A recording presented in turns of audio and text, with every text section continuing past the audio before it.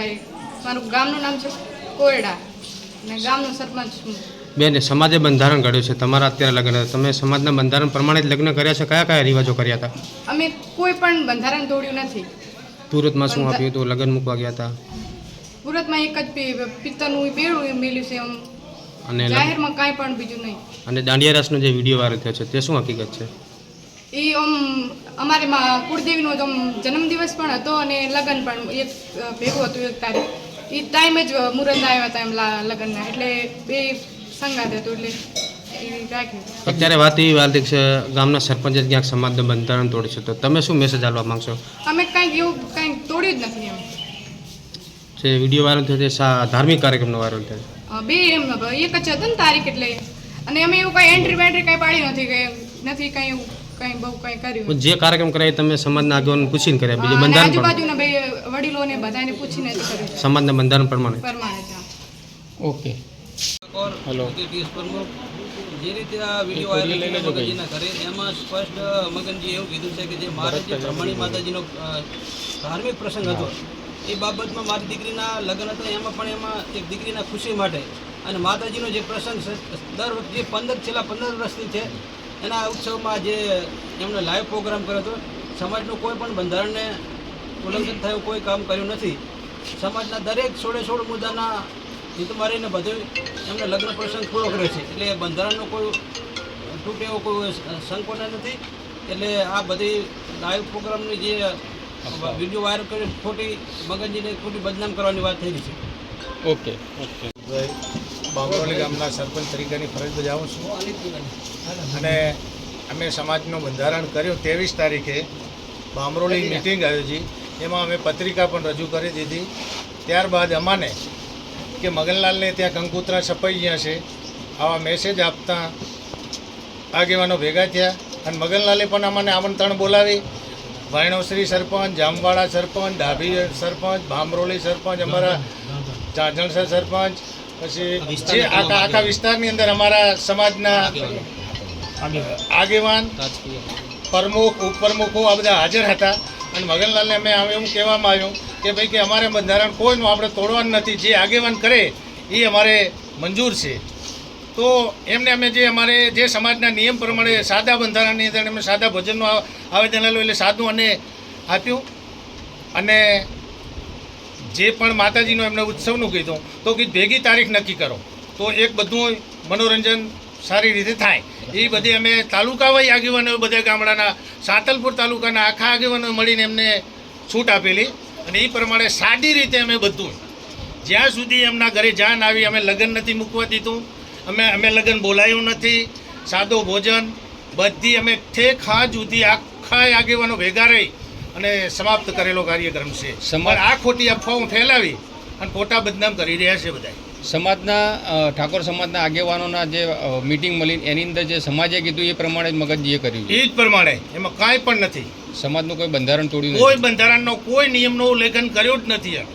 બંધારણ તોડનાર સામે કેવી કાર્યવાહી છે? કોઈ બંધારણ તોડે તો કેવી કાર્યવાહી છે? એ તો હવે અમારી સમાજનો જે નીતિ નિયમ છે એ પ્રમાણે થવી જોઈએ. હાલ ધાર્મિક કાર્યક્રમનો રસ ગરબા જે હતા એ વિડીયો વાયરલ થયો, સમાજમાં ક્યાંક ભાગલા પડે તેવું લાગે, કારણ કે સોશિયલ મીડિયામાં લેમાજીને પ્રમુખને હટાવો તેમજ મગનજીને ક્યાંક સમાજ બારો કાઢવાની વાત છે. તો એક સામાજિક અગ્રણી તરીકે તમે સમાજને શું સંદેશો આપશો? કે ભાઈ એ સમાજ દ્વારા નીકળી શકતા નથી કે આખા અમારા સાંતલપુર તાલુકાના આગેવાન મળીને કાર્યક્રમ કરેલો. એક મગનજીએ નથી કરેલો કે લેમાજીએ નથી કરેલો, કે અમે આખા તાલુકાના આગેવાન સરપંચોને વડીલો આગેવાનો બધા મળી અને એમને પ્રમોશન આપવામાં આવ્યો છે અને એ બદલ એમણે કાર્યક્રમ કર્યો છે. સમાજને શું મેસેજ આપશો કે ભાઈ વાત સત્ય જાણે કે એમને એમ જ અફવાઓ ફેલાવે? એ તો અફવાઓ ખોટી જ અફવાઓ ફેલાવેલ છે, કોઈ સત્ય વાત જાણી જ નથી. અને આજે એમનો અહીંયા કને આ તાલુકાની અંદર મિનિમમ 1500 ઘરનો પરિવાર છે, કોળિયા પરિવાર, એટલે મેજોરિટી દેખાય એટલે ડેકોરેશન એમને દેખાય જોઈએ એવું સમાજથી નથી સાબિત થતું ને. કે 1200 ઘરની વસ્તી છે, આ પોતાના ગામમાં 1000 ઘર છે કોળિયાના. અમે તો રાઠોડ પરિવારમાંથી આવીએ છીએ, પણ એમના પોતાના પરિવાર જે આવ્યા હોય એક બંધારણ તો હમણાં થયું, એ પહેલાં લેતી દેતી થલ હોય એટલે લોકો તો આવે, એટલે મેદની દેખીને જો એવું ઉલ્લેખન કરી નાખતા હોય તો સમાજ માટે ખોટું છે. ઓકે દાદા. ઠાકોર લેમાજી દાનસનજી, હું આ હાથરપુર તાલુકાના ઠાકોર સમાજનો પ્રમુખ છું. મગનજીના ઘરે અવસર હતો ત્યાં બંધારણ તોડ્યા છે, શું વાત આ છે? બંધારણ થયું એના પહેલાં મગનજીએ કંકુતરી સપાવી નાખી હતી દીવો એક દાલા ભરીને એટલી બધી, અને પછી એને આઈટમો એને 15 આઈટમોનો એને ઓર્ડર આવેલો હતો. પણ મને આ બધી ખબર પડી એટલે મેં એમને ને એમના ભાઈને અહીંયા બધાને બોલાવ્યા, ભાઈ તમે શું કરો છો? બીજા ગામડાના બધા માણસોને મેં બોલાવ્યા, સરપંચને બધાને બોલાવ્યા, મારા ઘરે બોલાવ્યા બધાને. અને મગનને મેં ઠપકો દીધો. મગનને કીધું ભાઈ તું આ શું કરે છે? સમાજ છે એમ આપણે કરવું પડે. તો કે તમે કહો એમ હું કરું. તો મેં કીધું એક મીઠાઈ તારે કરવાની છે. તો પછી એ બહુ નારાજ થતો હતો. મેં પછી એમ કીધું એક તો મીઠાઈ વધારે કર, પણ મીઠાઈ એણે કરી નથી. એક હલવો કર્યો અને એક મીઠાઈ કરી, પૂરી કરી, પકોડા કર્યા અને રોટલી કરી, દાળ ભાત ને શાક કર્યું, બીજું કાંઈ પણ કર્યું નથી. બીજું દીકરીને તારે લગ્ન લઈશું તારે આ વોટ્સએપ કરું છું, કોઈ લગ્ન અહીંયા જ્યાં નથી. હું તમને વાત કરું. પછી આ તને માંડવે તારે જાણ આવી અને માંડવે બેઠા તારે એક બેડું ને એક તાસ ને એક કરશો મિલ્યો, બીજું કાંઈ પણ મિલ્યું નથી. અને કોઈ અમે સમાજનું, હું સમાજનો પ્રમુખ હોય આવું ખોટું થવાનું નહીં. અને કદાચ કોઈ કહેતા હોય અને કોઈ સાબિત કરી દેતા હોય કે આવું તમે કર્યું છે અને ખોટું કર્યું હોય તો સમાજના ખોરામાં મારું માથું છે. સમાજ કે એમ અમારે કરવાનું છે. એ મારો દંડ 1 લાખ રૂપિયા કે તો અમારે 1 લાખ રૂપિયા દંડ ભરવાનો છે. તો કે મારી વાત પૂરી કરું.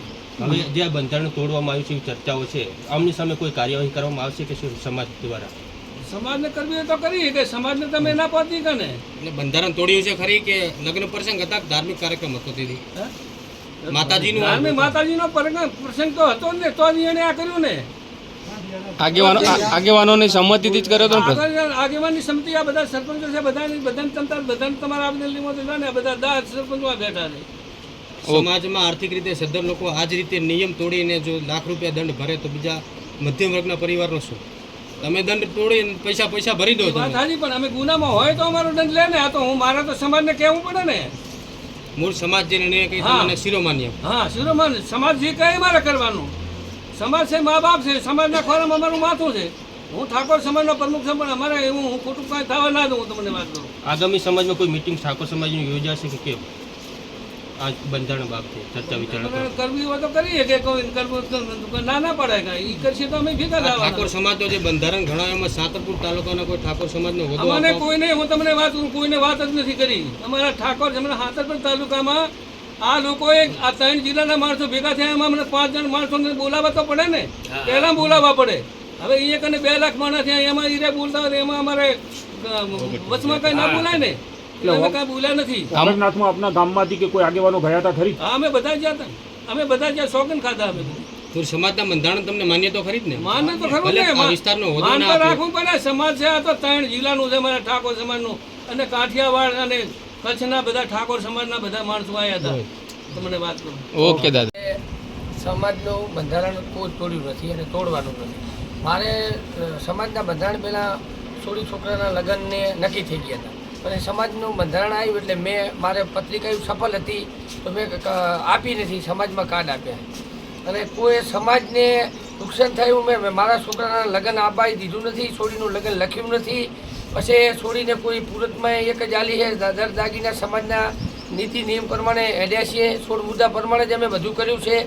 પછી અમે આ બેબીને પુરતમાં જે પ્રમાણે સમાજે કર્યું એ પ્રમાણે. અને આ જે દાંડિયા રાસવાનું હતું એ મારે 2 તારીખે બ્રહ્માણી માનો મારે કુળદેવીનો જન્મદિવસ છે. હું છેલ્લા 15 વર્ષથી જઉં છું. હું દર્શન કરવા એકે પૂનમ બાકી રાખતા નથી. અને એનો જે જન્મ દિવસ હતો અને પછી મારે બેબીનું તિથિ હતું. એટલે મેં અમારા અહીંના સ્થાનિક આગેવાન ઠાકોર સમાજને બધાને પૂછ્યું આ મારે બધું ભેગું થાયેલું તો જો તમે રજા હાલતા હોય તો આ દાંડિયા રાસ માતાજીના હે તો મારા છોકરા રાજી થાય. બાકી અમે સમાજને કોઈ એવું કામ નથી કર્યું કે સમાજને અમારા હિસાબે કંઈ નીચું ઘાલવું પડે એમ. તેમ છતાં ઠાકોર સમાજ જો તમારા સામે કોઈ સામાજિક પગલાં લે તો તમને સ્વીકારે છે? તો અમે આ સ્વીકાર સમાજ કેમ સમાજથી તો કાંઈ કાર્યક્રમ લગ્ન પ્રસંગનો જ હતો કે માતાજીનો જ હતો? કાર્યક્રમ માતાજીનો જ હતો, પણ મારા ઘરે લગ્ન હતા એટલે એ તારીખે એમને એવું લાગ્યું કે ડીજે નથી લાયા, લાઈવ પ્રોગ્રામ કર્યો હતો.